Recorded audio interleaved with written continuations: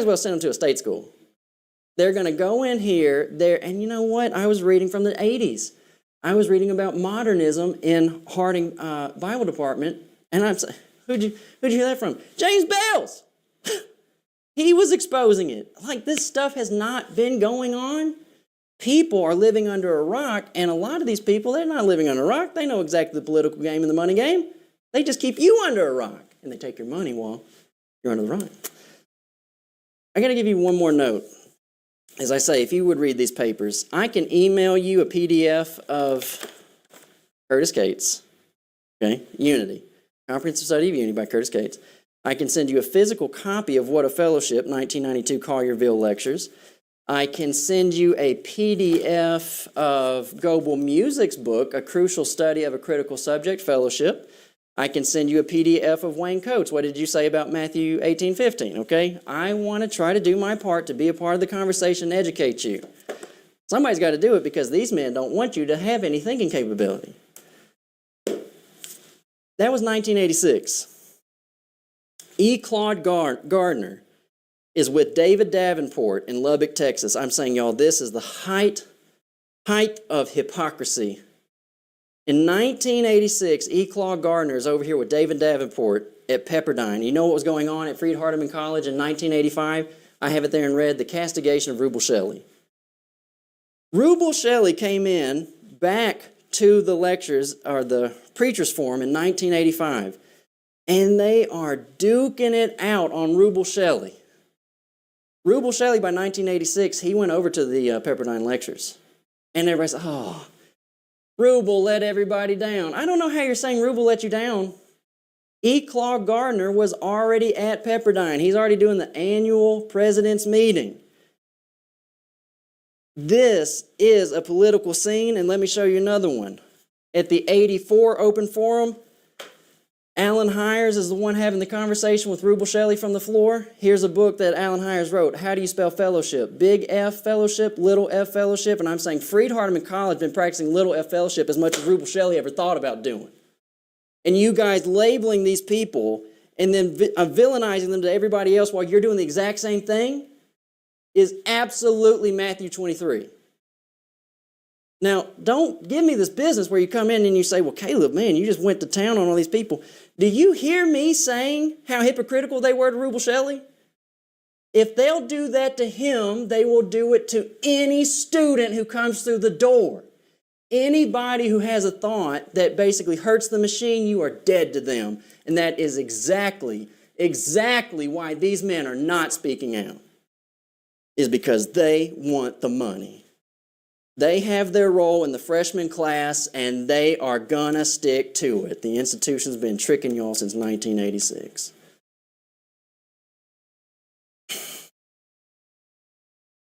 Here's my moment. I'm over my time, but let me just take a moment with you.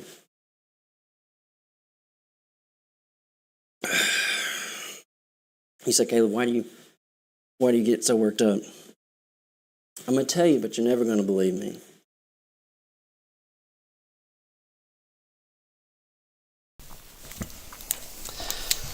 Okay, good evening, everybody. This is What Does the Bible Say? And tonight is one of our special editions where we're going to introduce and prime everybody for the Lagard Smith interview that will premiere tomorrow night at 8 o'clock. It's about 2.5 hours long. And just as always, we just let everybody know, this is going to be, the whole series is called Candid Christian, so we're going to speak candidly tonight. My phone number is 276-806-3641. My email address is calebgrobertson@gmail.com.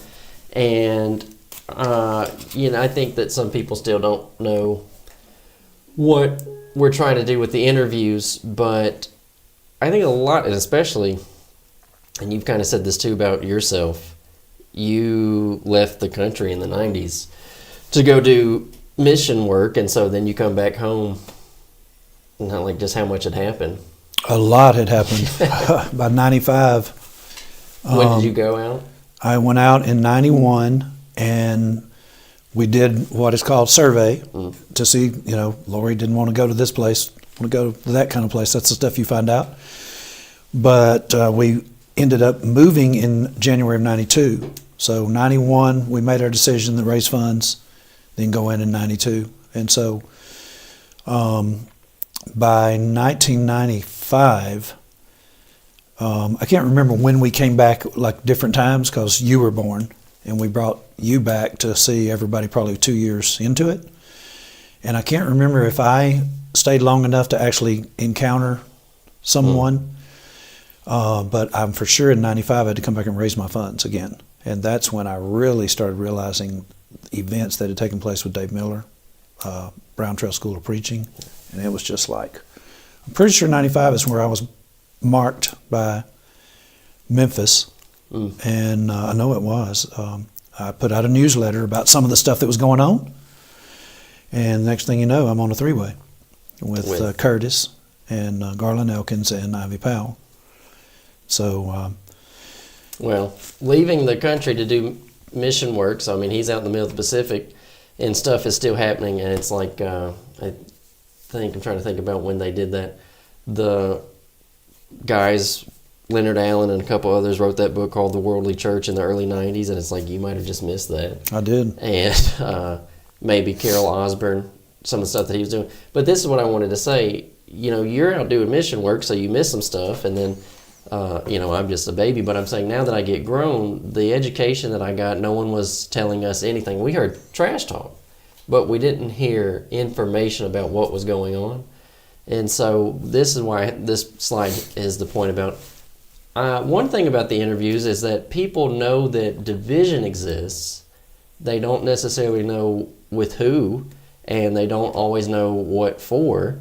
And so that's the way that it was for me in school. It's like you hear these names, and they're no-nos, but we don't always know why. And also, we weren't told about like what books to read. And so just across the board, people need to be informed. And I think, too, they don't know exactly what's going on. So this is Lagard Smith, but even still, I think that there will be people that when they hear John Mark Hicks interview and they hear that he has taught at Lipscomb, just retired, that he taught at Lipscomb for 20 years, and, he supports women preachers. I think there will be people that will say, we had no idea Lipscomb College was doing that. And it's like, yeah, for a long time now. And so one thing that they did say at school was never underestimate people's ignorance.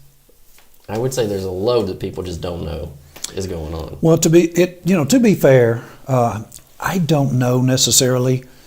I guess going to Memphis in the 80s and being associated with Goebel Music, who's doing the Behold the Pattern. I don't remember what year that was, but I'm pretty sure it was before I went out because he sent them to me overseas. So if you're involved with that personality, who is really on top of it, you know these kinds of things, but then to add to it, raising funds. I had 46, I think, between 46 and 48 congregations, and you just cannot be a sound person and go to all those places. And I went way more than that. Yeah. So this is the moment too where someone would say, well, we're not like raising funds. And so, but here's the problem. I was saying, to be fair. Yeah. I get that, but even still, they should try to be fair and say, well, let's try to understand Johnny's point of view. Yeah. And the person you could ask about it is Rod Rutherford. Because Rod Rutherford will tell you that the hardest part of going overseas is raising your funds, keeping your funds. Well, why is it so hard to keep your funds? Because people back home just start meddling around and stuff that's kind of nonsensical, and you're informed, So he's someone who could tell. With Rod and Jim Dearman both were associated with me back then. Matter of fact, that's how I found, one of the ways I found Forest Park. Rod lost $500 a month, and so did Jim, immediately. Yeah. In what year? In 1994. Yeah. They so basically said, translates to today's money. Oh yeah, that's and then not to mention they don't go back to the mission forum at Forest Park, which is a big deal. And Jim is from Chattanooga. The congregation that they lost was in Chattanooga. It's called Red Bank Church of Christ. So it's not just like you lose the $500, but everybody that Red Bank is involved with is like, oh yeah, you just made us look bad. And that's part of it, the people who are not watching. Yeah. So I really appreciated that, and I hate that for them. Well, Yeah, there's a lot of it that, like, someone says, well, I'm not raising funds to go do mission work. Well, you might have people come through, and it's like you need to be aware who's coming through. And I will say, too, in some senses also, I will say that frequently what I'm presenting is to, like, make you informed in an alarmed way. But I will also say that people need to be up to date because, you know, if it's the case that misinformation is coming down the line, then we do need someone who's informed to say, that's not how this is happening. So that's why people should be informed. What if you're hearing stuff that's wrong and you know it's wrong? Well, then you need to say something. You need to clear the air. So, well, let me say this on like to people's, I can't say credit, but again, to be fair, there are a lot of distasteful events that do go on because there's guys that get on a bandwagon with somebody and they could care less. Yeah. They really could care less, and they're just on somebody's team, and it's, you know, it makes them look good if they chop somebody off at the knees. Yeah. So that is very distasteful, and I see it a lot. I saw it with the guys that congregation that supported James Oldfield. Often they would want him to send a list of churches that supported him, and it's like, I know that James told one particular guy that was involved with David Brown. He said, I want to see your list. Yeah. And he wouldn't, and that cost him. Right. It cost him big time. Well, and I think, too, we're going to talk about it, and I just say it now because I said it the other day. I said that I feel like I am a pretty big promoter of God being gracious and merciful, and I said, but you don't have to do that at the cost of controversy and honesty. And so tonight there will be quite a bit of that conversation too. And so we don't want it to be personal. I said, you know, I'm sending Christmas cards to a handful of people that I had on the screen. But let's jump in with this, and this is part of something that has to be discussed. Like, as you said, you know, that was James Oldfield supporter that was like friends with David Brown, but you just referenced Rod Rutherford, Jim Dearman, and these different folk. One thing that kind of has to be put into y'all's conversation, into your thinking right now, you watch What Does the Bible Say, and you hear about What Does the Bible Say. You hear about Johnny Robertson or Caleb Robertson, and you hear that, and we've heard people, like, there was one story about these two guys got in a living room together, and one of them said to the other, what's a preacher you like to listen to? And it's just the two of them, and one goes, well, I like to listen to Johnny Robertson on What Does the Bible Say? And the other guy goes, me too, but I didn't know you were going to say that. Yeah. And so that stuff, you got to ask this. Like, if someone hears you talking about Johnny Robertson, What Does the Bible Say? And they say, oh, you're talking, you know, what's his name? Todd Clifford said. Cult. Robertson cult. Whoever Todd Clifford is. But you say the Robertson cult, they're just a fringe movement. They're a fringe group. I do want to ask this question. How are we getting into these rooms if we're just this fringe group? And then I think this too, it's not like I really have a problem being called a fringe group per se, because what would be the opposite? I said to Steve Wolfgang, I'm not trying to create an entity where you guys elect me president. What I'm trying to do is get the information in front of people. And I will say too, like with this screen, with everybody on here, I want young guys to stop thinking in terms of climbing a political ladder. There are just way bigger fish that could be in y'all's pond beyond speaking on a lectureship. And just the possibilities of things that you could accomplish for the Lord's kingdom are so much bigger than what basically a school, in terms of when a school views you, they say this is what he can do for the school. That is such small potatoes. You could be doing so much more, reaching so many more people, which is what we're all here to do, right? Tell people the good news, rather than isolating ourselves into these small parties and circles and lectureships. And so I'm talking to the people who have had their experience in the circles, in the different fellowships and whatnot.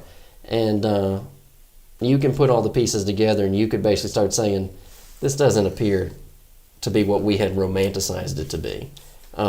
And so while I'm doing all this, I'm trying to promote back to you guys local work, working with a local congregation, seeking lost people, trying to have Bible studies.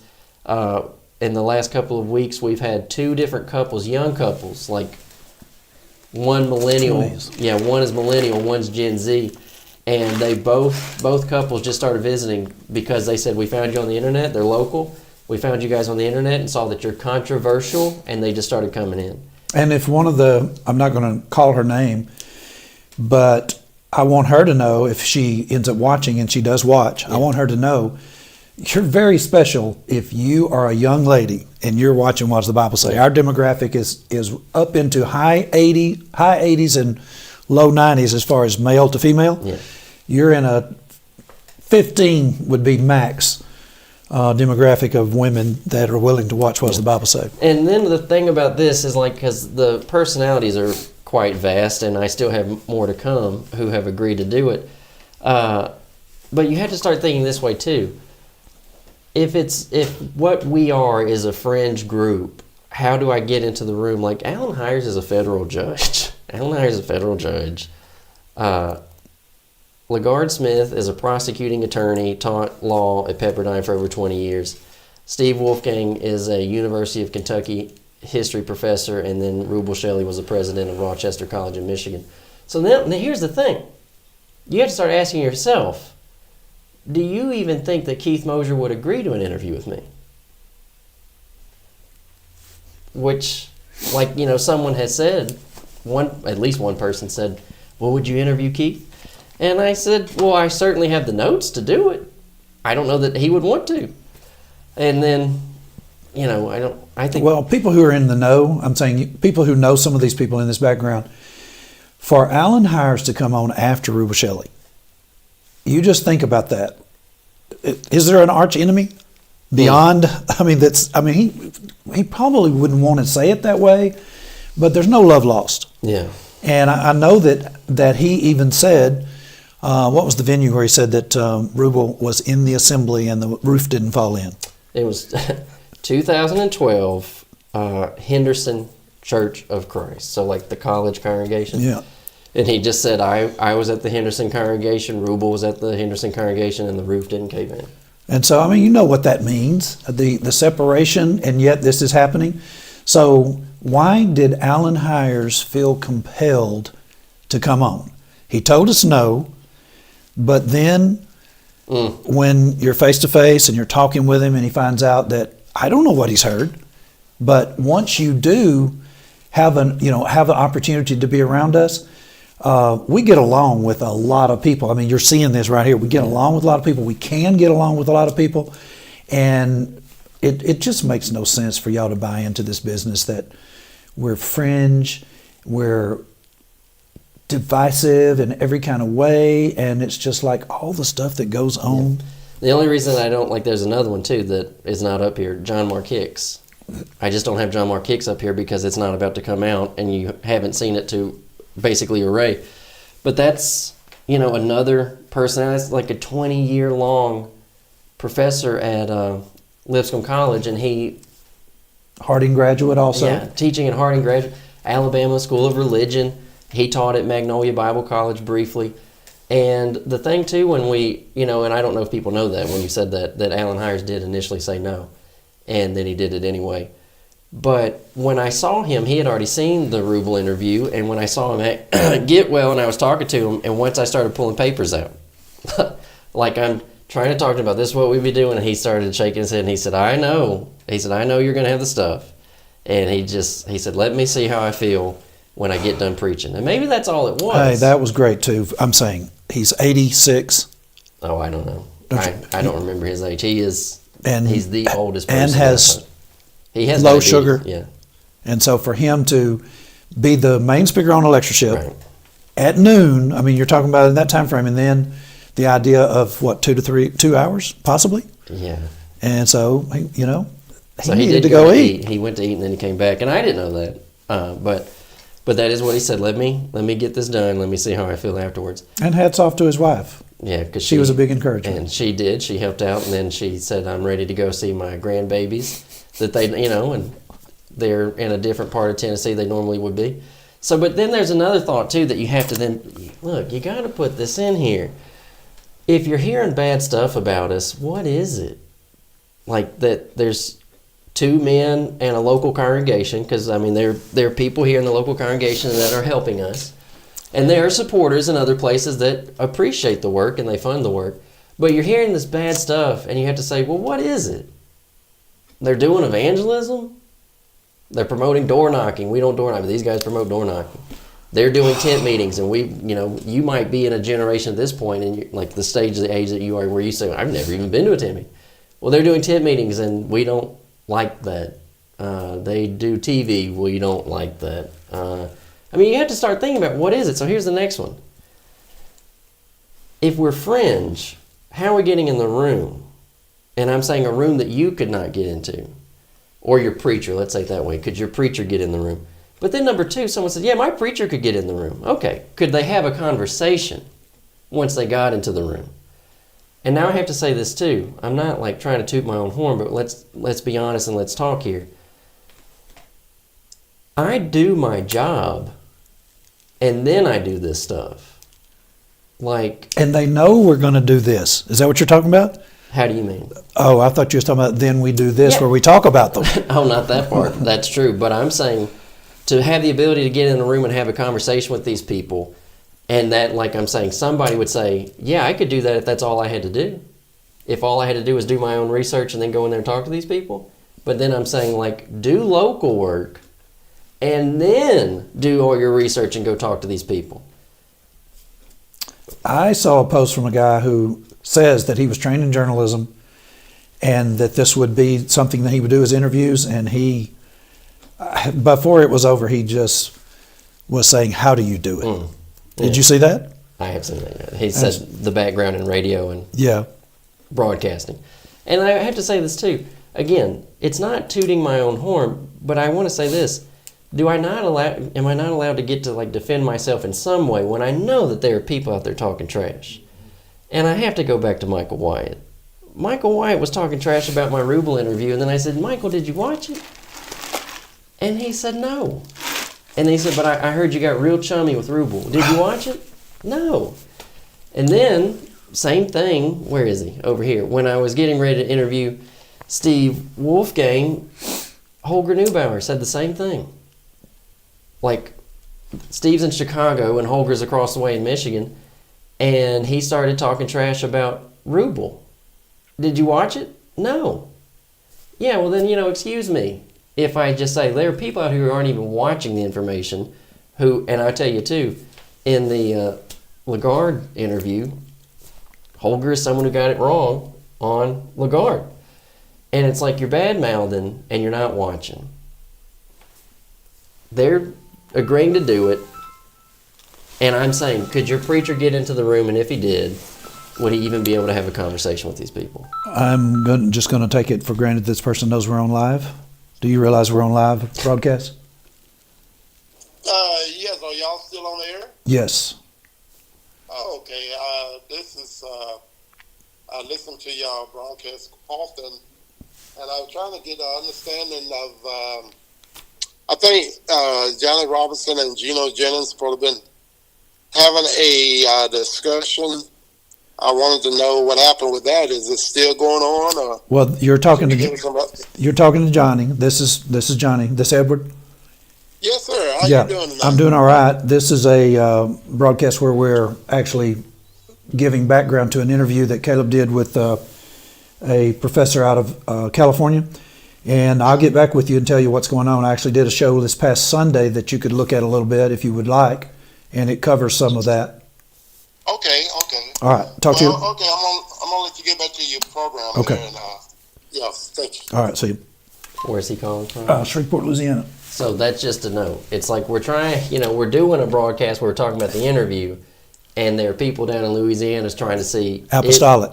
He's apostolic, trying to see, is the Geno debate going to happen? So, it's like he's still working on that. We're trying to make it happen. I had my debate at the beginning of the month, and then we do all this, plus local work. You got to give us something.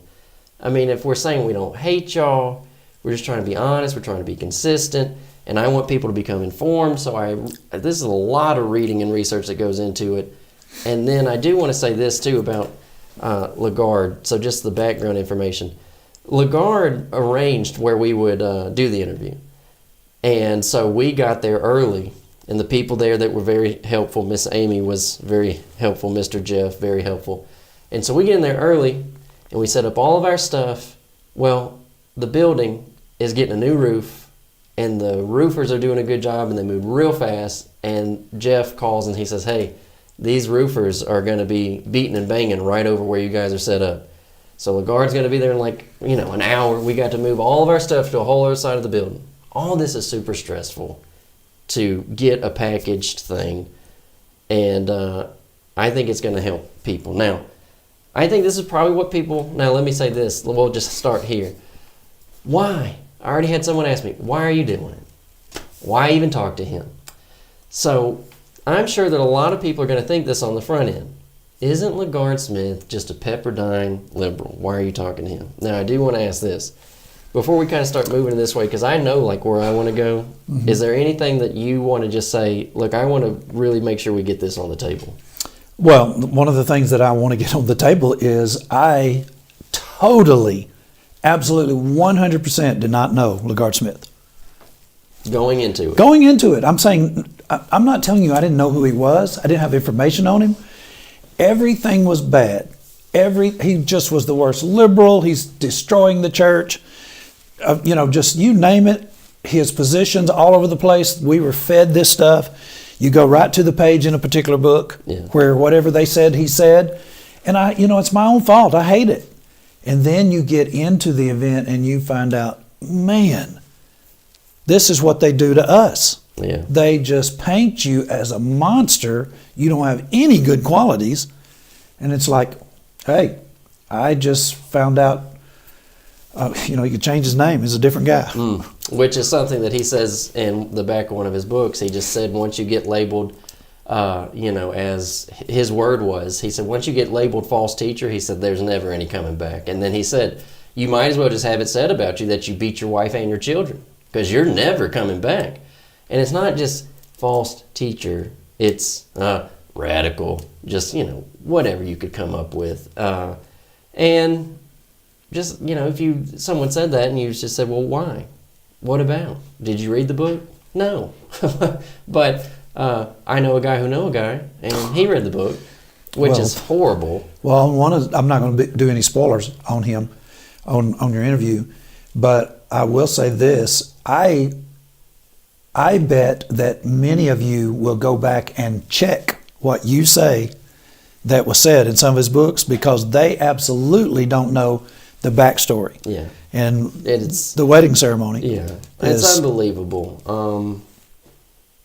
And I say some stuff to him about why I wonder why people did it.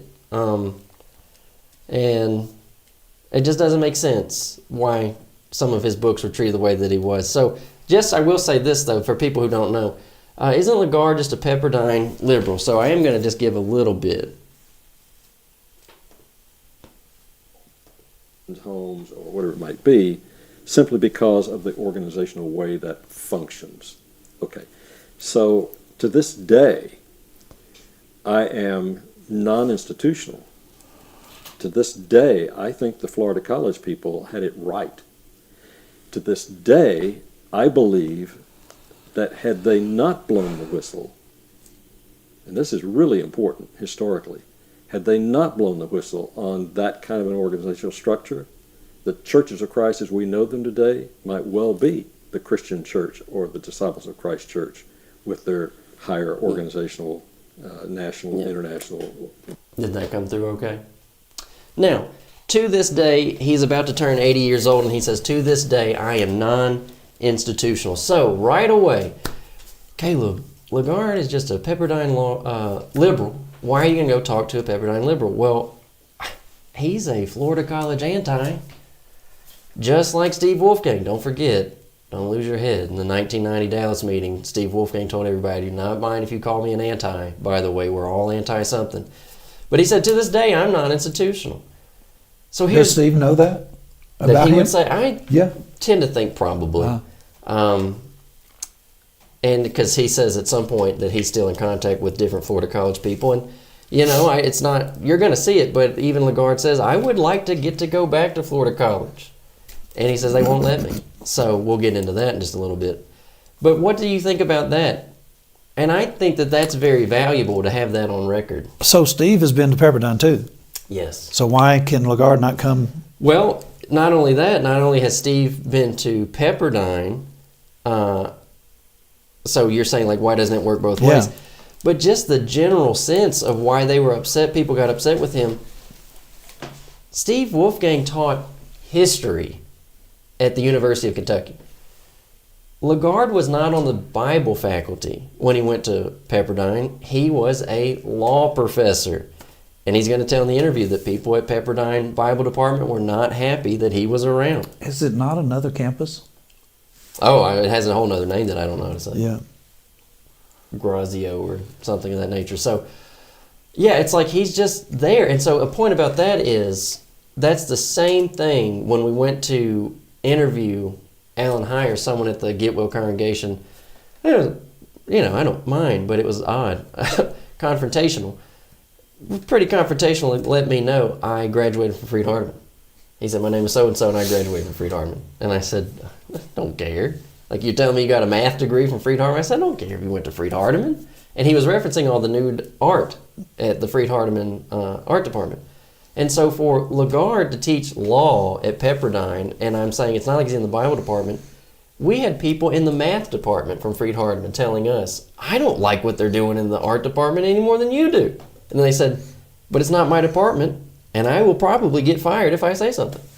Well, just as a reference, Huffington Post did a whole feature with several parts having to do with Christian colleges with art programs, and they just trashed it. They were like, there is no way you can actually be a Christian college, university, and have an art department and uphold the stuff that goes on in art. I mean, I love that. Right. It's the outside source. Yeah, and she was doing it. It's like tongue-in-cheek type of thing, I mean, they love that. They love doing that, Ariana Huffington.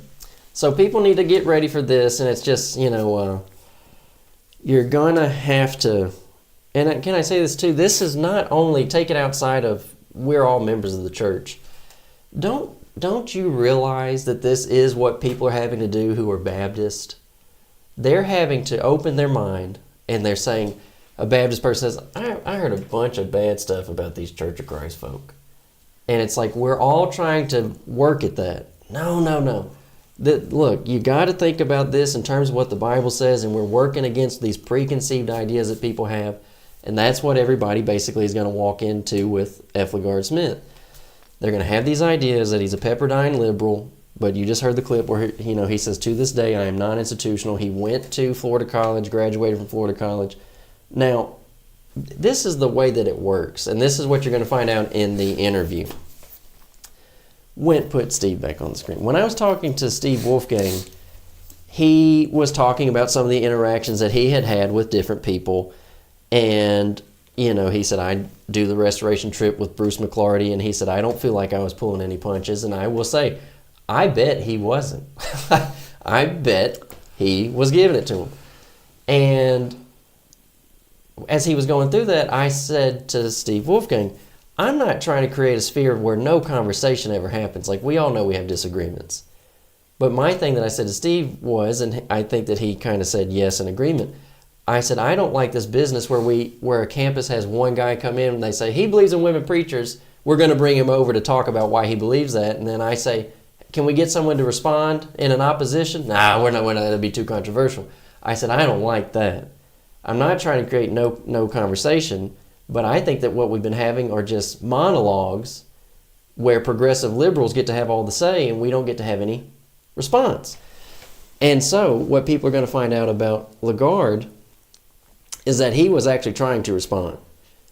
And I just have to say, not necessarily in the interview, in the places where he's been in his life. But we don't all get to know that. And so like Dad said, if you read papers and you read write-ups, well, we can't be privy to that information. And we're going to talk more about that in a moment. But here's basically what it looks like. We're not trying to create a sphere where no conversation happens. What we really are saying is we would like to have the conversation. You tell this story. Mike Connor. Yeah, Mike Connor. All I know really at this point is he was learning the truth. How people find us on YouTube, you never know. Yeah.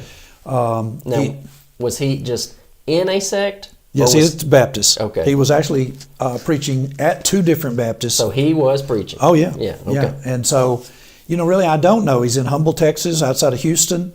If you're looking for something on the Sinner's Prayer, you type it into YouTube. Chances are you're going to eventually get our stuff, because it's just like people in Phoenix, in Mesa, Arizona, saying, as far as controversial, these people are some of the most outspoken, controversial people against denominationalism. That's what they said about us. And so if that is the case, when you're doing research about different topics, you're going to hear from us. Yeah. He evidently found us by chance. And so, he ends up discussing with us whatever. He obeys the gospel. We're thrilled. Doug McClish writes it up in his bulletin. And, I didn't have any clue that Doug McClish knew I was on the face of the earth, other than, they knew I was overseas at one point. They write it up. I saw it. And, I just couldn't wait to meet this guy in between. He gets involved with Fish Hatchery Road, Church of Christ. And, I think he liked it. But then he began to talk about having an opportunity for us to meet. We're regulars on the Portland lectures, and then it just went downhill. No, you can't go there. You're going to be withdrawn from. And it's like, you got to be kidding. Yeah. So this is the scene. This is Bruce Stolting, and basically he's in the contending for the faith, David Brown crowd. And let me just say this too. There's a lot of this right now. I have had multiple conversations with David Brown. They have been pleasant, and I get to talk about history with him. But we're about to just have a candid piece of this conversation. The way that it goes is, Mike Connor, where would Fish Hatchery be? Waco? No, it's in the Humble area. Oh, it's in, okay. Yeah, down in that way. There's a lake down there somewhere. Okay, so Mike Connor learns the truth by watching Johnny Robertson YouTube, What Does the Bible Say? He comes out of the Baptist sect. He obeys the gospel, and he does it through watching What Does the Bible Say? He gets linked up with Bruce Stolting at Fish Hatchery, and then Mike says, I know that Johnny's going to be at the Portland lectures. I learned the truth of him, but I've never met him. I want to go down there and meet him. And the idea is, if you go down there to be with those, quote, liberals, then you're going to be withdrawn from. So here's just the weirdest thing. Jimmy, one of the elders at Portland, and some of the other brethren that have RVs, they go to a lake near Fish Hatchery, and that's where they go to church. Never heard they were liberals. Like, they're in person, and they never were told that they're liberals. And which I would say is just par for that course. It's like, I didn't know that. And now keep in mind, Jerry Moffatt is in there. I'm not calling Jerry Moffatt a liberal, but that apparently is Bruce Stolting's view at the time. You're not going to go in there with these liberals. We're going to withdraw from you. And I have to be honest, I know in 2013, I have no clue why they would have been calling Jerry Moffatt and them liberals. I don't think they were calling Jerry liberal, but he's there. Something that's in there. Yeah. Okay, there's something that's happening in Portland. So here's what happens. Mike does get withdrawn from. And I mean, we're sitting there. That's it. So Mike made his move. Bruce gives him this ultimatum. Mike makes his move, come to meet Dad. But here's the next part, and this is why I say it in connection to Lagard. So Bruce is on top. This is David Brown on the bottom.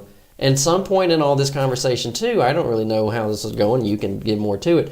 But David Brown tells Dad about going down to Portland, and it's that idea again. You're going to be in there with these liberals. We don't think you should be in there with these liberals.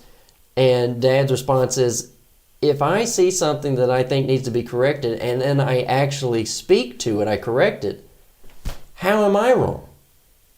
Now, someone might say, Caleb, this sounds like what everybody has been saying back to y'all. You don't know what he said, right? If like Chris McCurley goes down to Red River Encampment and someone says, well, you don't know what he said down there. And I would say, you're right. How is it that we never know what gets said down there? Everybody knows what you said at the 2014 Exactly. Portland lectures. So that's basically what you get with Lagard. Was he on the Pepperdine lectures? Yes. What happened behind the scenes was Lagard Smith writes this book called Male Spiritual Leadership, and Lagard was asking those people, I would assume it would just be Jerry Rushford, but he was asking those who were in charge, put me in a time slot next to Oliver Howard. Oliver Howard was pushing for a larger role, women's role in church leadership and worship, and Lagard said, let me, before or after him, have the slot so I can oppose that. That's it. Well, so just as an example of what was going on at Portland, and I was telling David Brown this, David, some of the leadership there wants you on the lectureship. Oh, well, I can't go down there and be with all those liberals.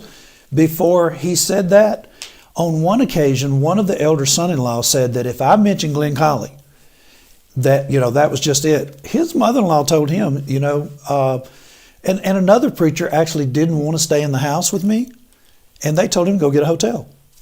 And it's like, this is the atmosphere that we create, but we still got along with all these people. It's like they wanted to be with us, we wanted to be with them, but y'all are going to have to correct some things. Yeah, and I did say something about Glenn Colley. That's what I was fixing to say next. Is like, what does that do? Saying, if you mention Glenn Colley's name, I will get up and walk out. How does that fix anything? I mean, if we're saying we're talking, well, I'm leaving. Oh, well, then you have not helped the conversation at all because you left the conversation. And I think he's doing that out of loyalty. His father is an elder, I believe, at West Huntsville, if I'm not mistaken. I mean, I'm fairly sure that's positive because I remember them not supporting him because it had been, it would have been, what is that, nepotism? Yeah. If they support your own son at a preaching school. But anyway, I'm saying that's the kind of atmosphere that we are creating. Yeah, and that also, too, just saying that it's loyalty, that's the ideas that get everybody into the mess that we're in. It's like, well, the idea that this person could never possibly be wrong. I mean, even if it is your dad and the other elders that are with your dad or whoever. Well, and here's another one. Do you remember the director of the school at Southwest that died?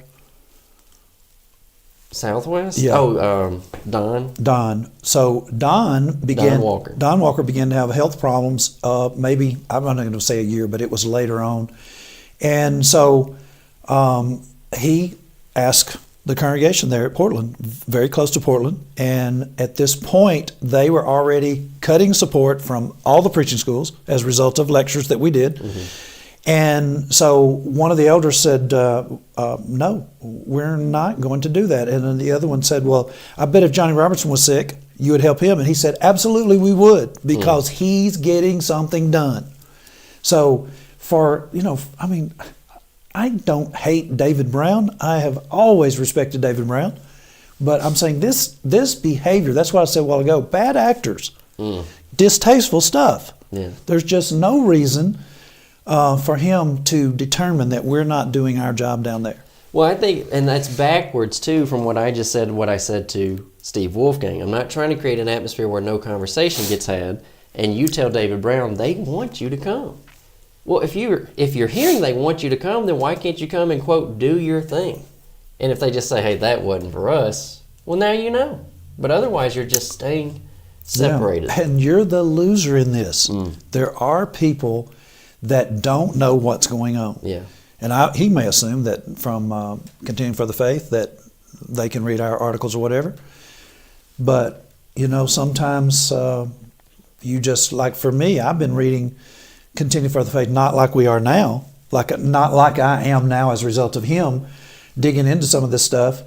So, a lot of people may be getting Continuing for the Faith and they didn't really know the stuff that's going on. And it's like, well, I gave them the Continuing for the Faith. Well, you could show up down here and say anything you want to. Yeah. I mean, who would dream of something like that? Yeah.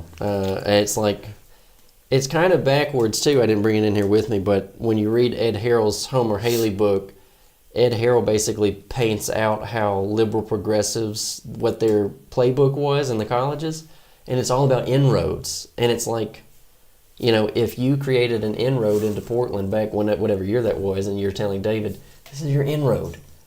That's like, well, that's how progressives on the left do it. They get an inroad and they take advantage of it, and he didn't take advantage of it. So now, he had the opportunity. They want you to come down here. You can just say what you want to say. we all know what Dad said in 2014. Well, that is what Lagard was doing. So up at the top, Lagard was asking for, I put in quotations because Lagard calls it a discussion. He was asking for I would call it a debate, he would call it a discussion. He was asking Pepperdine, let me do this with Oliver Howard. Well, then somebody from Candid Christian, they asked Lagard, we want you to come do at ACU what you want to do at Pepperdine, which is have the discussion on male leadership. Y'all, that's it. He's doing his part. He's going to tell you that people in the Bible department were not happy with him. Well, why? If he's just a knot on the log, like he's pushing back. And then when he goes to the Yosemite family encampment, he has his microphone stolen. He's going to tell that story in the interview. Oh, man. So, and you know, I can't, when these guys say stuff, I can't jump on every excursion. But I did want to say that when Lagard tells a story about having his microphone taken away, you know, the first thing that popped in my head was, and that's why lectureships are stupid. They could have let him finish.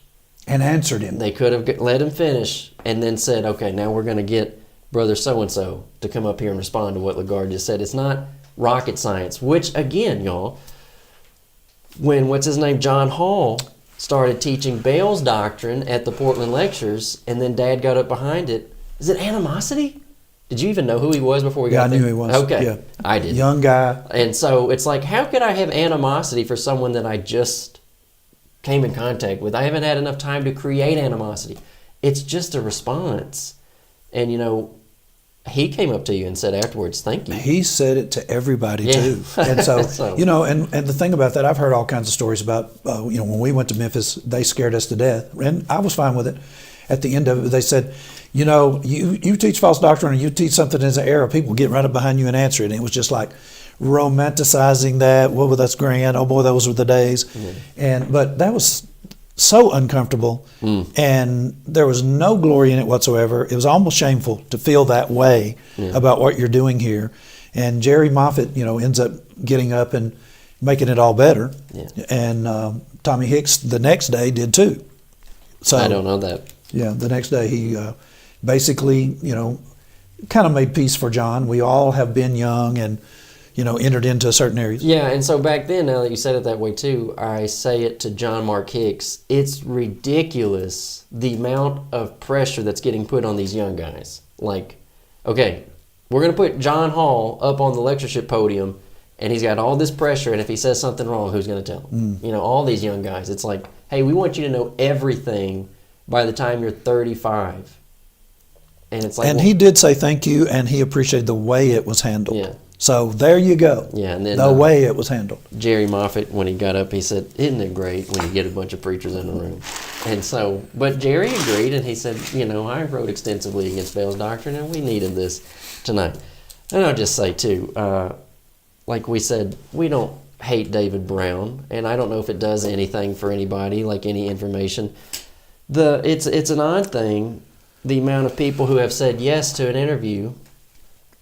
David Brown's the only one who has said no. I've begged David Brown. I mean, I actually, the last time I was at Spring, Yeah. I did everything but repent up there. Yeah. I asked John West, is there anything, I actually put it in a note, he's never responded to me, gave my phone number. I said, is there anything that I need to do, you know, to fix whatever could be outstanding about me? Because, you know, they didn't want you and Ariel to get married. They were mixed up on that. So then I go up and I ask David in front of several individuals, is there anything, you know, that I need to do? I need a place to worship, you know, when I'm in this area. No. And so how about you do an interview? Yeah. And so So far, he's the only one who has said no and, like, actually stuck to his no. But I would do that, and like I said, I had good conversations with him, and it's also too, this is like, and I'm saying this to you too. A moment ago, it was Dad goes overseas. Like, well, I'm not raising funds. I do have to say that this could be done to you at any moment. Like when I saw Jason Rollo at Get Well, and he just said, I don't have anything to say to you. I'm saying David Brown doesn't treat me that way, you know, and I don't know how Jason Rollo feels about David Brown, but I'm saying not even David Brown does me that way. I don't have anything to say to you. I ain't got to, you know. Just to put it in, if Jason ever listens to this, the only person that does that is Keith Mosier. That's about it. Yeah. You know, you just can't. You know, Keith Mosier is just that way. And so maybe this will make it better for everybody. David Brown was made an honorary graduate of the Memphis School of Preaching, and like they did it in front of the audience. And then when he got up, David Brown got up in the podium. He said, "Now that I'm a graduate of the school," he said, "I can hate Keith Mosier like every other student ever has." And everybody just laughed. So, you know. Well, I will put B.J. Clark in the class with Keith, because now he is that same way. Oh, he wouldn't talk with us at C Street. Yeah. I mean, he's on camera hiding in the corner. Yeah. And we're talking to the elders right there with him, go to the back room with them with all kind of information about him. And he stays up front. Yeah. And so, you know, someone might say, well, I thought that was distasteful. Him? Like, no, what I just said. But it's like, it's not even my story. It's not your story. I can't help what this is, what goes on amongst brethren, and people are surprised when they hear it. So here's back to this one. Lagard was pressing. He was pressing against the women leadership, had different personalities for that. And then he also makes this point, you're going to hear this in the interview, basically dealing with the women's leadership. This is a book, and this is a book that he wrote that just doesn't get any attention. And the reason it doesn't get any attention is because it's not this book. This is the book that basically got the brunt of the write-ups. But if you would look at male spiritual leadership, and then he also wrote another book called Sodom's Second Coming. Well, he wrote both of these books, and he talked about both of these ideas together, and when he did it, he was no longer invited back to Pepperdine.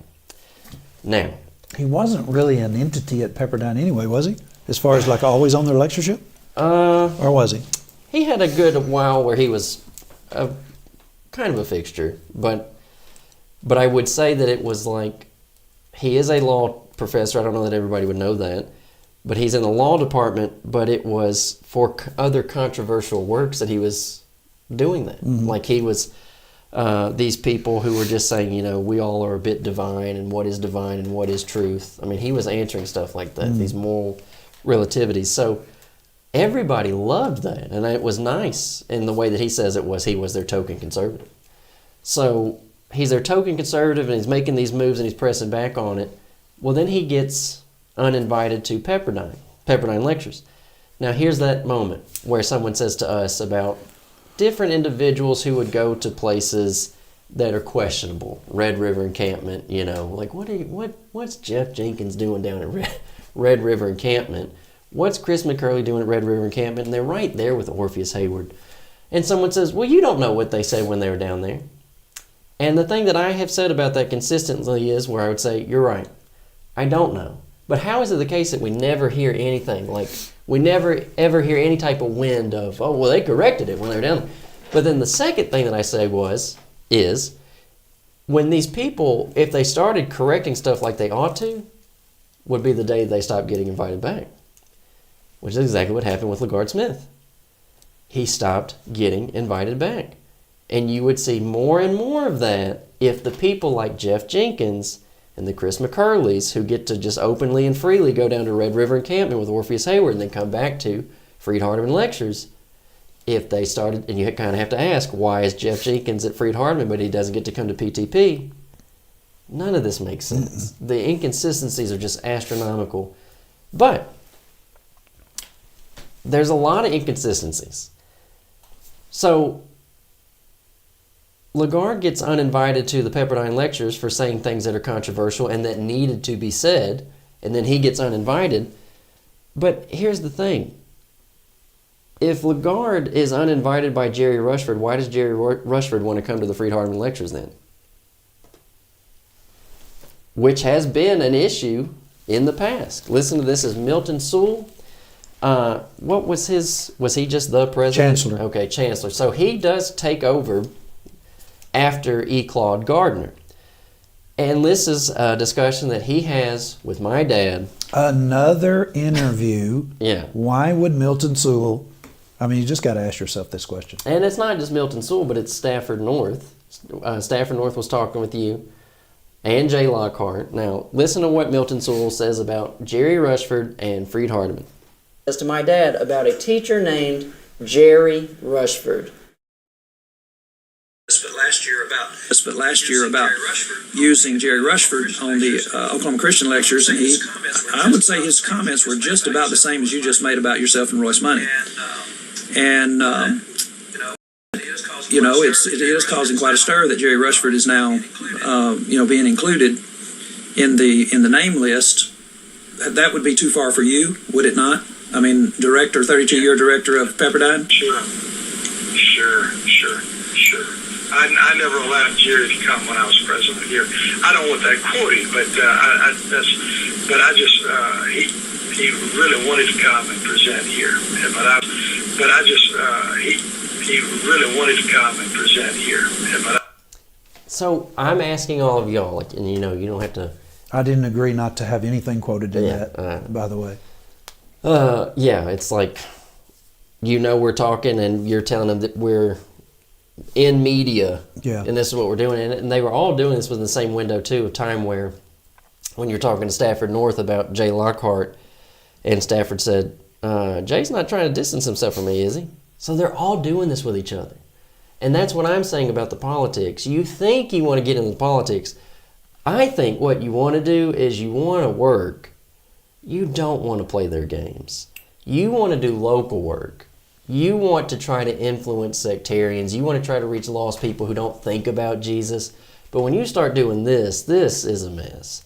Why does Jerry Rushford want to come to Freed Hardeman lectures and Milton Sewell says, but during my presidency, I would not allow that? Well, if he's uninviting, if Jerry Rushford's uninviting Lagard Smith over controversy, why would he want to come to Freed Hardeman? So now that you have laid this out this way, is Jerry Rushford not in the same predicament that Lagard is with Florida College? This your alma mater. Oh, yeah. And you can't come back. Right. So I just now realized that. He is a graduate, and he wants to come back home. And he can't because he's supposedly too liberal.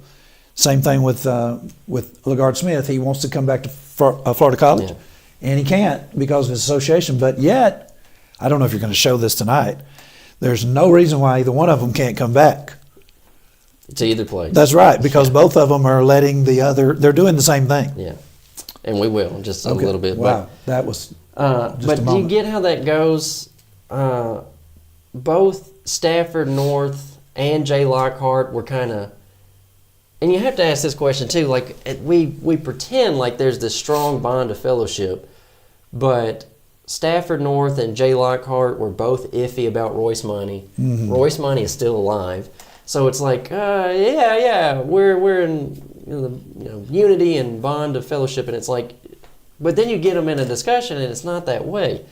Jerry Rushford uninvites Lagard Smith because I guess Lagard's too conservative, and then Jerry wants to come to FHU, but then Milton Sewell says, I wouldn't allow that. But here's the thing.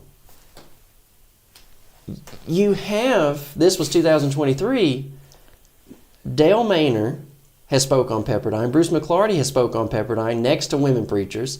Noel Whitlock has been on Winterfest, or Pepperdine. He has been on Pepperdine. Yeah. And this is David Skidmore, who has worked at Winterfest with Jeff Walling. And he is actually on, you can call it like a youth adjunct faculty. Mm.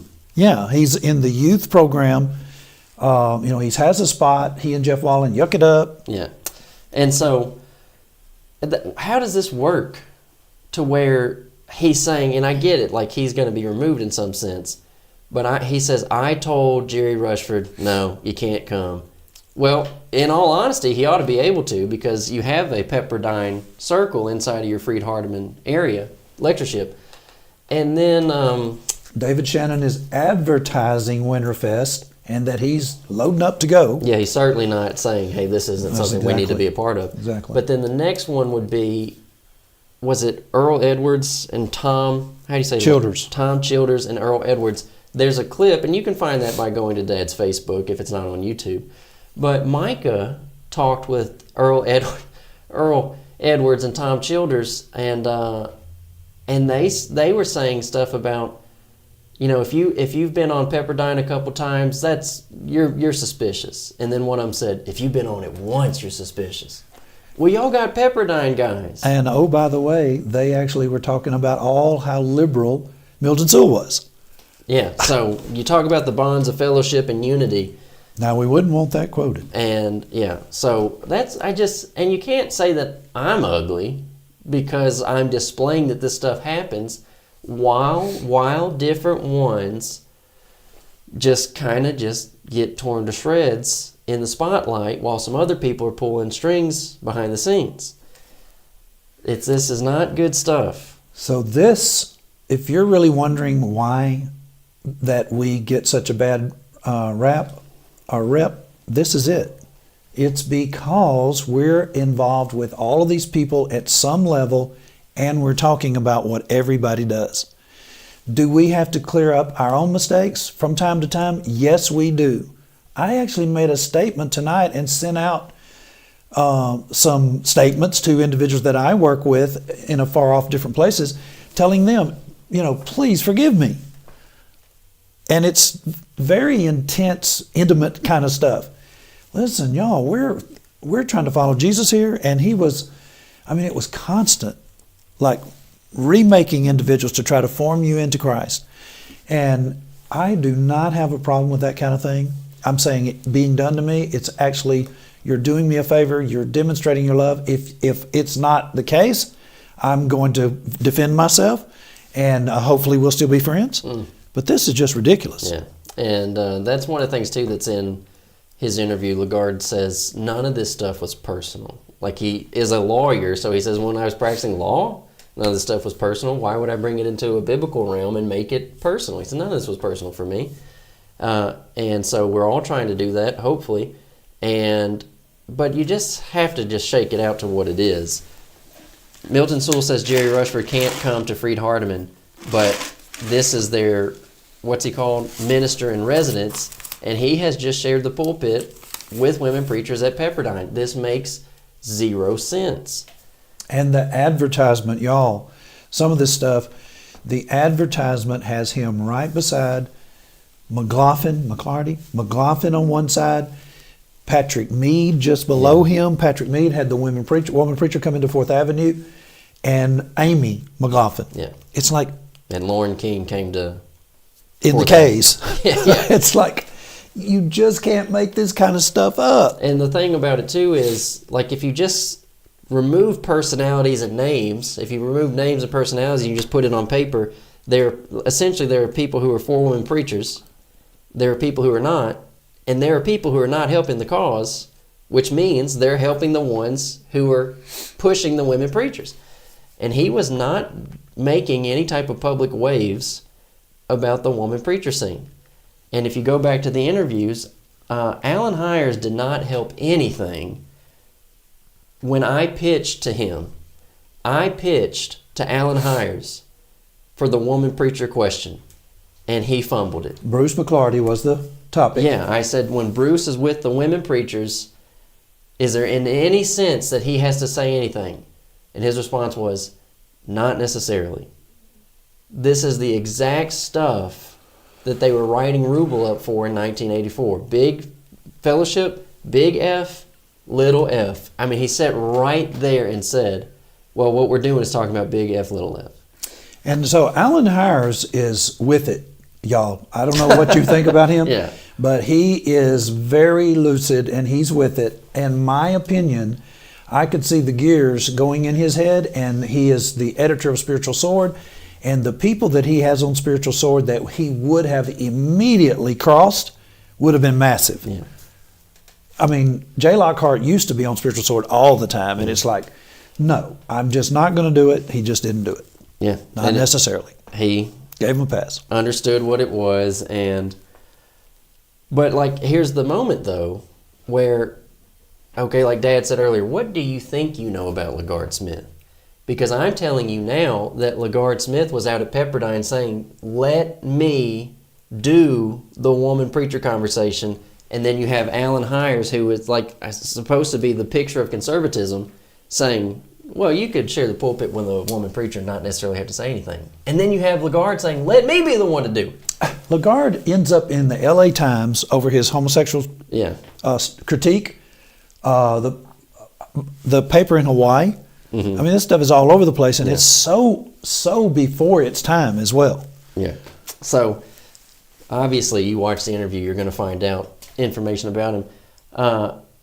But you ask this question, if Rushford uninvites Lagard, why does Rushford want to come to FHU lectures? Why can't Rushford come to the FHU lectures when you have a number of Pepperdine and Winterfest personalities coming there anyway? And let's all be honest, you're going to run into, all these same people are going to run into each other at different places. Harding lectures, Red River encampment, just, and I do. And if you don't think so, you're just, PTP, polishing the pulpit, you're going to run into them there. That's what I said the other day. Phil Sanders didn't come back in 2024 to PTP, but we don't have a clue why. Was he sick?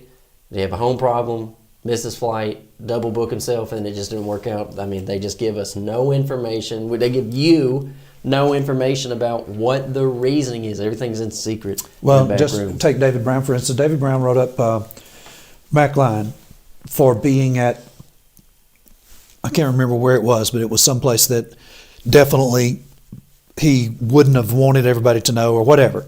Well, he ended up being sick, and he didn't go. Yeah. And so I would just say Pepperdine, but I'm not Right. 100% sure where it was. But and McLean would never clear it up for him. He would never actually validate that he was in fact on it, but he ended up being sick. Yeah. And let David off the hook. Right. And I just have to say, too, when you're talking about action, I mean, we're trying to do something. And everybody claims that they're involved. But if you're involved and you have action and you make a mistake, I like to think that I would rather you be involved, make a mistake, and then apologize to me. And if I'm trying to be involved and I want to do the right thing and I make a mistake and I apologize to you, then I would hope you would accept it, rather than no one is doing anything anywhere. And it's just, we're people, we're trying to do this together. Now, this is a transition because we've talked about David Brown and, his involvement, which I would say is kind of some backwards thinking in there. Like he says, I can't come down there. But you're saying, no, if you came down, you get to say what you think you need to say. And wait, too, Caleb. If you're looking at Ira Rice, who he inherited the paper from, do you think Ira Rice wouldn't go to a venue and say something? Yeah. It's absolutely. And the thing is, they would never turn Ira Rice loose on something like that. And you have opportunities too.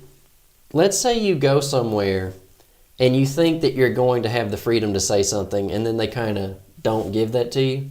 Well, then leave. And when you don't come back, tell people, hey, I thought I was going to get to go down there and actually say what I think. Yeah. And when I got down there, they were trying to soft soap and cushion me and say, don't be stirring a pot. And I'm not going back then. I mean, there's plenty of options out here. So David Brown is, a picture of a collection of people. And then obviously Freed Hardem is its own scene. Everybody knows that the slogan is Pepperdine Liberal and whatnot. But now I want to transition to, like we said, about the Florida College. And F. Lagard said, to this day, I am not institutional.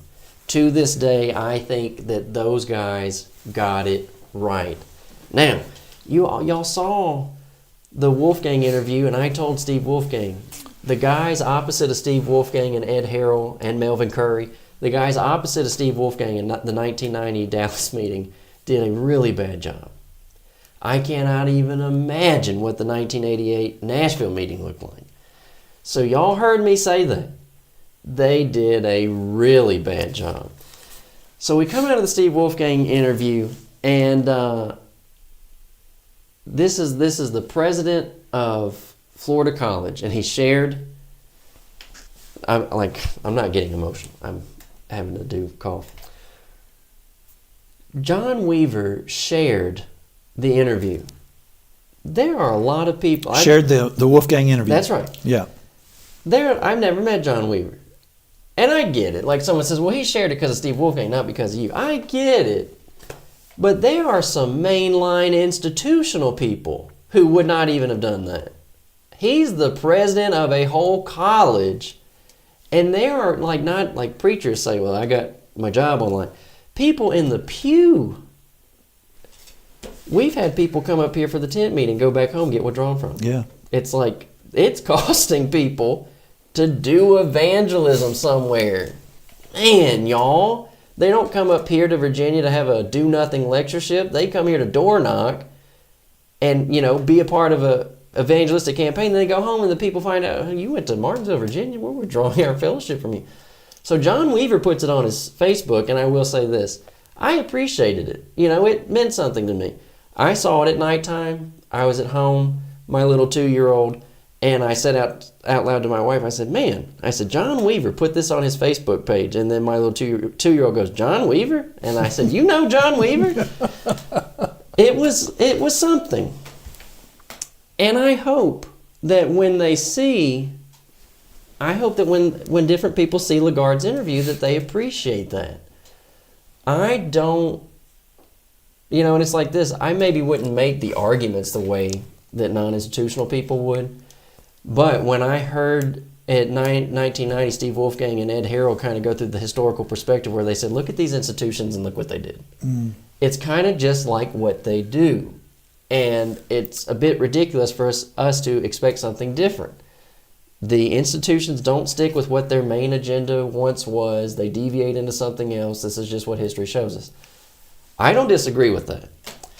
Now, there might be some other things where I say I might be reaching the same conclusion. I'm just getting there by another road. Is that really such a problem? But here's what I have to say. I appreciated that. It meant something to me. I very, very much enjoyed myself with Steve Wolfgang. And there's a clip that will be after the fact. It's not in the interview, but there'll just be a small clip after the fact. Lagard Smith said, hey, one of the best things, he said, that Ed Harrell wrote, he said it was extremely helpful for me, was Ed Harrell's booklet, The Emergence of the Church of Christ Denomination. So he's not having bad feelings. I don't want to have bad feelings. Now, and Ed Harrell is not a liberal. Ed Harrell is an Yeah. non-institutional. So- And he writes a book with that name, which generally comes out of Right, liberal right. camps. So people know, what's his name? And that guy said, big sick denomination. Lynn Anderson. Lynn Anderson. So Lynn Anderson said the Church of Christ is a big sick denomination, and I mean everywhere, big sick denomination. Well, before he said that, Ed Harrell had written a booklet where all he was saying was, these folk who say we're not a denomination, he said, y'all are sure acting like a denomination. So, but here's my thing. I hope Florida College people are happy with the Lagard interview, like they said they were with the Steve Wolfgang interview, but I do have to say this, as we're all having this candid and honest conversation, I am a bit confused here. When you watch the Lagard interview, Lagard is going to say, Florida College non-institutional people do everything that they bemoan institutional people for doing. Okay, he's going to say it, and I don't know that I knew this. I did not. I did not see this when I went to see Lagard. I don't understand this at all. This is the annual president's meeting, and usually, typically, all I'm spotting when I see these photos that they take is the yellow. Usually I'm just seeing David Shannon. Kirk Brothers. And usually I'm seeing Kirk Brothers there on the end. So it's like, why do y'all rub out? Y'all don't need each other. You have your private donors, you're supported out of different church treasuries, and you take government money. You don't need this scene. And you got David Shannon, who on any given day would say, Pepperdine Liberal, Abilene Liberal. It just doesn't make sense. And like someone says, well, this isn't the church, it's an institution. They all call themselves church colleges, brotherhood colleges. How? This is the first woman president of Lipscomb. There's some other people in there that I don't know. He's from Faulkner. I think he's from Lubbock. I didn't know who this individual was. But then there's John Weaver. And here's the note that I have, that where I'm saying my understanding. Hey, if y'all feel that I'm ignorant, then educate me, I guess. But here's my note. if Florida College exists in contradistinction to the institutional colleges, then why is Florida College President John Weaver meeting with the 11 presidents from mainline colleges and progressive institutional universities? Like, the whole reason that you have Florida College is so that you're not like these guys. Freed Hardeman, right? They're taking money out of the church treasury. Somewhere in here, one of these men is from Harding, and I don't know which one it was. But when I interviewed Steve Wolfgang, and I said, man, John Armstrong, who was the son-in-law to James A. Harding, Armstrong told people, if you're not giving to the college, if you're not giving out of the treasury, he said, your salvation might be on the line. And here we are. Florida College, dedicated to not being like mainline, not taking money out of the treasury, and pushing back against those statements that were made by G.C. Brewer. If your preacher isn't motivating y'all to put the college in the budget, you need a new preacher. John Armstrong saying your salvation might be on the line. I am confused how Florida College, non-institutional John Weaver got into this picture. And you just, like, if someone says, well, Caleb, you're just going off of appearances. Okay, the appearance is that Florida College is just like the other colleges. And I just kind of have to make a note, it's like I do these interviews, John Weaver shares it, and someone says, oh man, maybe these guys will start promoting Florida College for us and will help our enrollment. If we're going off appearances, I don't know why I would. Because it looks like everything else. And this is what Lagard said. They do exactly what they bemoan the institutionals for doing. People who don't think that they are the church. Yeah. Just, if you don't, like if you say this is just a blatant error, it's a lie, text me or email me, and I'll send you the Title IX application to the government. And let me tell you, the government thinks that they are the church. Yeah. Because they definitely, Yeah. are going to get their exemption. And I'm saying it's clear. Yeah. And that's the thing. It's always been that way. Yeah. 1 minute we are, what do they say? We're an extension of the home.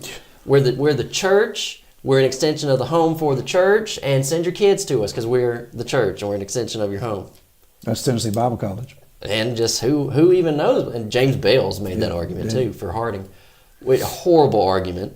But it's like, so that day you're an extension of the home and the church, but now you're not when this stuff comes up. Mm-hmm. When you're like having this participation and whatnot. I don't get it. I don't know why it's happening. But I do think I think this is how it goes. This is going back to young guys. You don't want to be in politics. You don't. And I just, again, I'll say it this way too. I do understand, because it's what I said earlier about Steve Wolfgang goes off and he teaches history. Like, I understand where someone says, look, I just want to teach history at Florida College. I don't want to get in all that other stuff. I hear you. But that's kind of like what Lagard said. Look, I just want to go over and teach law. And y'all won't let me teach law over here? But this is what happens when you get into circles, and you get into parties, and you get into camps, and you get into clubs. You are expected to not only hold their positions, but you are also expected to respect their inconsistencies also.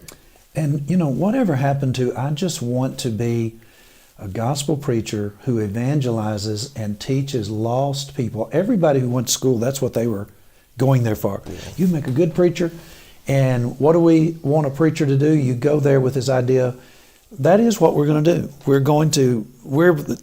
Everything is about the lost. Mm-hmm. You get out, and, I heard a guy that knows better. His name's Joey Treat. He was on Polishing the Pulpit, maybe Extension, whatever. He was in Saipan or Palau or, one of the Carolina Islands in Micronesia. And he's talking about evangelism. And he ends up saying, in front of whatever PTP crowd he's got there, that there is no evangelistic example except for house-to-house evangelistic school. And it's like, seriously? This is house-to-house that says our annual day of door knocking. Yes. And he's like, and while he's doing that, he's talking about, I know it's difficult. It's dangerous to go door knocking. And so he's basically saying all this solicitation and stuff that you have to deal with. And I'm like, where have you been door knocking anyway? Yeah. And if he's in Pohnpei and Palau, I know he knows about me because I was sent out that way by Forest Park, same persons that sent him out there, same congregation. It's like, what in the world? Rob Whitaker has been in a local congregation in Red Bowling Springs area. Willette is the name of it. And it's like, this dude has no history of any evangelistic work. And he's the only one in the brotherhood, house to house, heart to heart, school of evangelism, and that's it. Has Rob ever taught a denominational preacher? 1, 2, 3? You're still behind. 4, 5, 6, 7, 8? No. Well, one thing, just a note that I heard, the door knocking and the safety thing. Yeah. So when you get to see the John Mark Hicks interview, because John Mark did write a book where he's promoting women teachers, and I was talking to him about the inconsistencies that, mainline conservatives would have with their women's roles. And I said to him, I'm not trying to say like a woman can't do anything in any realm ever. And I said, there are some people that say women can't even door knock. And then John Mark goes, because of the safety issue? And I said, not even the safety issue. I said, they say they don't even have a biblical right to do it. And he goes, I thought it'd be about the safety. Let me say that though. Men telling other men that door knocking is not safe, and then John Mark's mind for a woman is, well, I understand for a woman it's not safe. Men? This is ridiculous. Like, just the idea that young guys, I'm 31, young guys are having to hear older men talk about safety. And then another note is, y'all, and I know that most of y'all won't, Carl Ketcherside, who is noted as a big-time liberal, in his old age, moved himself to an apartment so that he could do evangelistic work in inner city Kansas City. So a little old man put himself in dangerous Kansas City to do evangelism. And we have folk telling, like, able-bodied, good, in-shape young men, it's dangerous out there. It's dangerous going to Walmart. What are you talking about? You're just and I've had people in the bad side of towns that we live in knocking on doors by myself, and a woman goes, do you know where you are? And if you don't know, it's Jefferson Street in Danville. Do you know where you are? I said, yeah, I know where I am. But we don't get that type of trouble. And then another thing, Ian Young works with us. He moved here from Redondo Beach, LA, California. Ian was just living a bad life. I mean, Ian did 9 months in LA County Jail.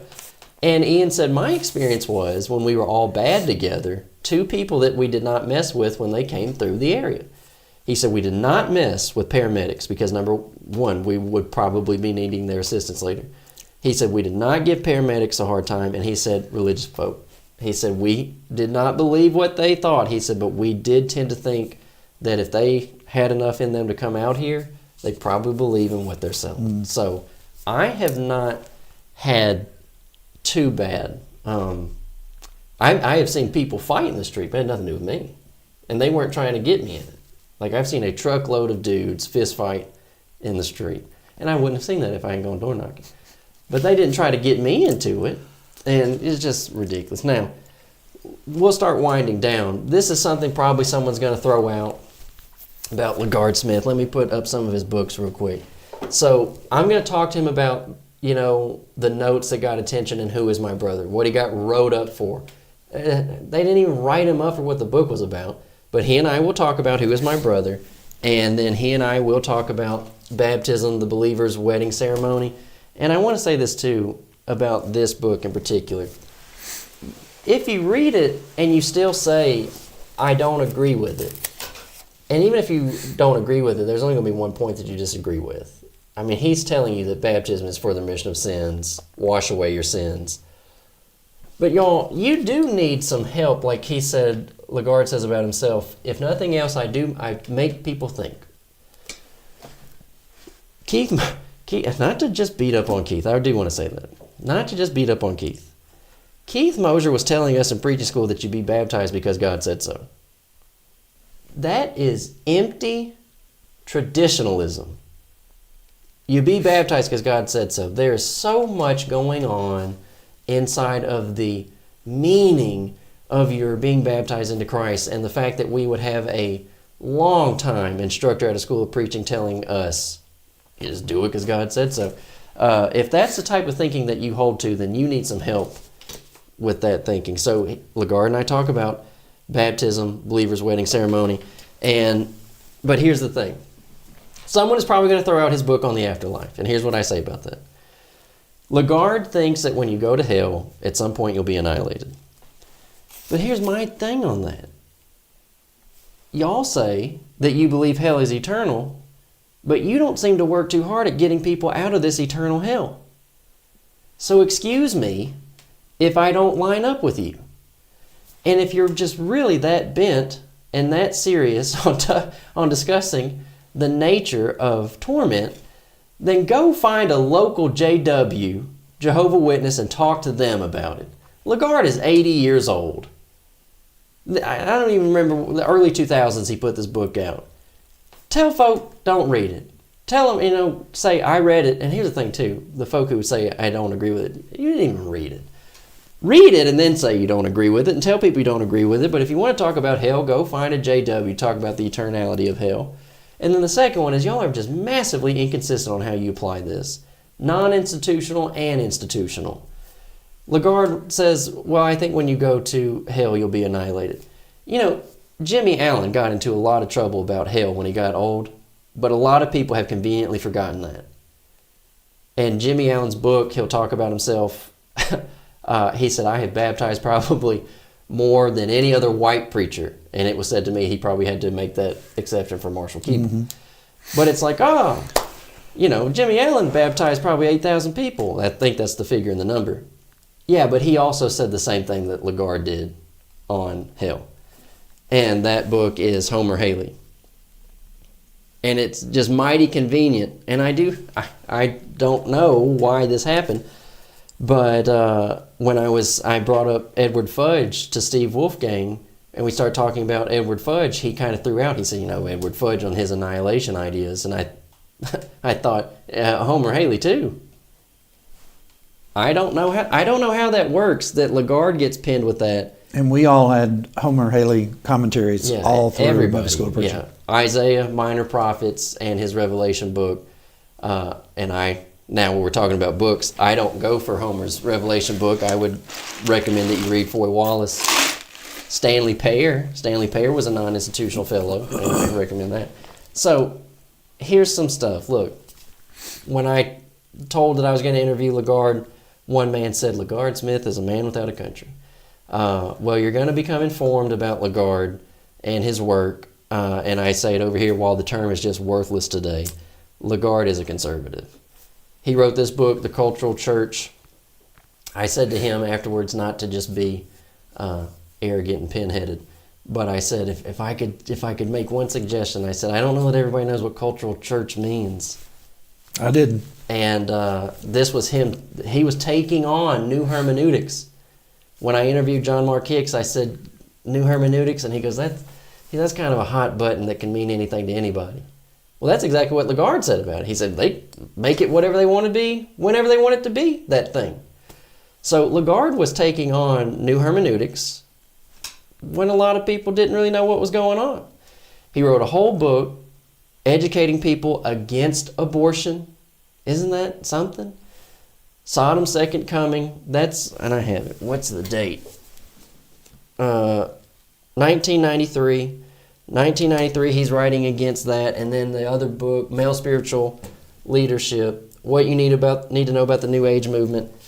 And then also here, it's not just in-house stuff that he was doing. He wrote a book on Calvinism, Troubling Questions for Calvinists.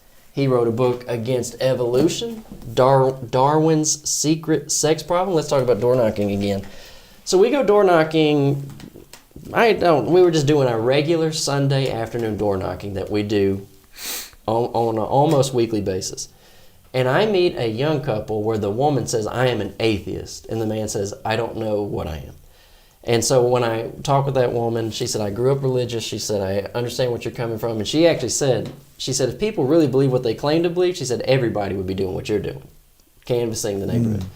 And so I said to her, if I And I let her know, I said, I read Richard Dawkins material. And she said, good for you. And then I said, would you read something if I gave it to you? And she said, yeah. I gave her Brad Herb's book called Convicted. I gave her Rubel Shelley's book called Give a Defense. It's his Apologetics book. And the last thing I took her was the Warren flu debate. And usually what she does is she brings my books back with notes in them. And so at some point, I intend that she's going to get Lagard Smith's Darwin's Secret Sex Problem.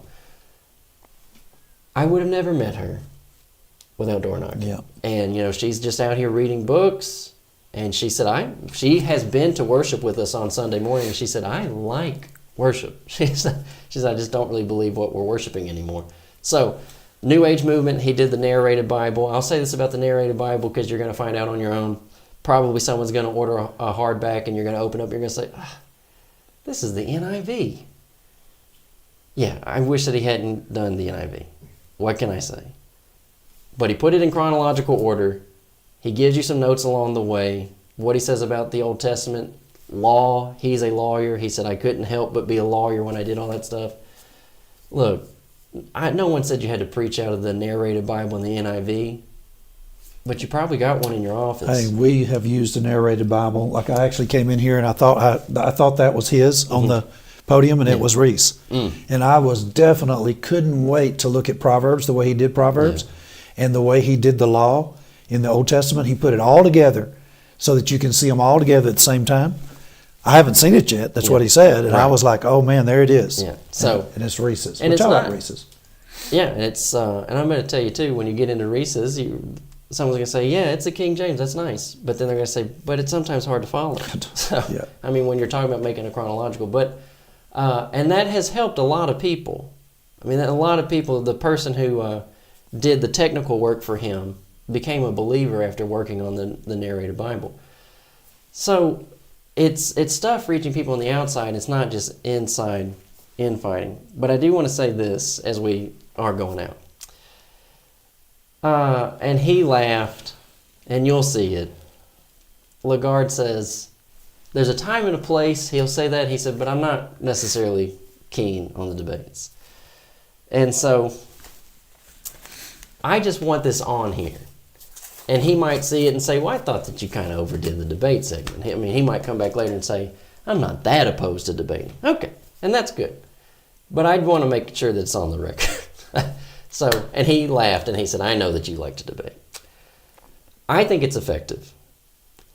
I think it gets the job done. And I think that when I debate, what I have told people before is I'm not so concerned about Jeremiah Nortier being on stage with me. I'm concerned about what does the audience hear.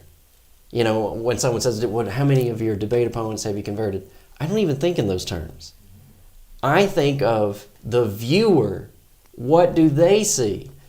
So Warren Flew, I mean, I gave that atheist woman, Warren Flew, Bell's Teller debate, the existence of God. He has his own style, separate from Thomas Warren. They work together on the Warren Flew debate. So those are good. Those are helpful. Thomas Warren debated a man named Matson, and they got into the discussion of hell quite a bit. Alexander Campbell and the McCullough debate, it's like and the value of the debate was people who study Alexander are seeing his ideas develop from I can't think of his name, the first debate. If its name it's not Jackson. Whatever. He's debating these Presbyterians, but you watch his ideas develop because he's having to think in these terms. They're helpful. They're useful. Those are the books that we didn't have anything to do with. These are the discussions that we absolutely have everything to do with.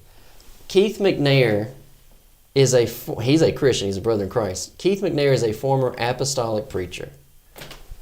And he learns the truth by watching What Does the Bible Say on YouTube. In Maryland.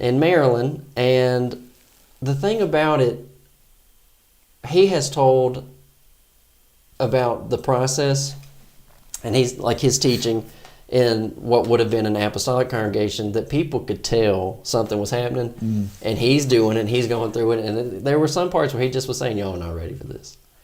And you know, that statement by itself is where a bunch of folk who've never really taught anybody anything, they would say, well, how dare Keith?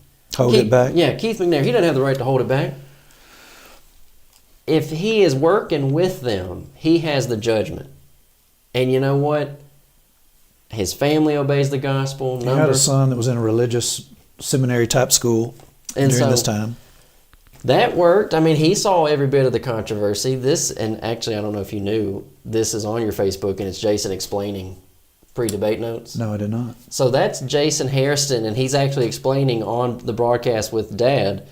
He tells everybody that he went to 2 different Baptist colleges in North and South Carolina. What are they called? Temple? Yeah, Temple and Tabernacle. Oh, Tabernacle, and then the other one, he Yeah. had a different name. Yeah. Sanderson, or anyway, remember. he'll tell it. So he goes to 2 different Baptist seminaries, and he said, I was IFB. That's rough stuff. And he said, I was watching Johnny Robertson's material, and he said, I intended on debating him. And he said, I knew I wanted to do it. He said, so I just told myself, well, get ready now. And so he sits down, Bible concordance, and he ends up teaching himself out of Baptist tradition. He starts recognizing, oh man, the Bible appears to say that baptism does have a role in the salvation process, and he obeys the gospel. So, planning to debate, and then he obeys the gospel. Kyle Ellison had been, I think he says maybe 10 years.